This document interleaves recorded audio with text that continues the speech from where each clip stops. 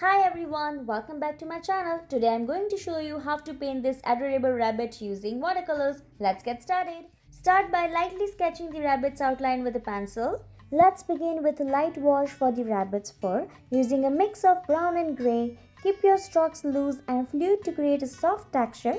Use light even strokes and build up the color gradually.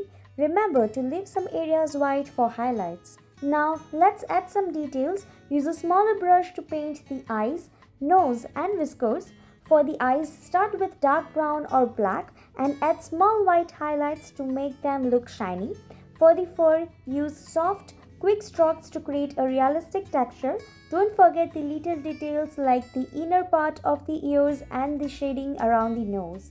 Finally, add any finishing touches. Adjust the shadows and highlights to give the painting more depth and dimension.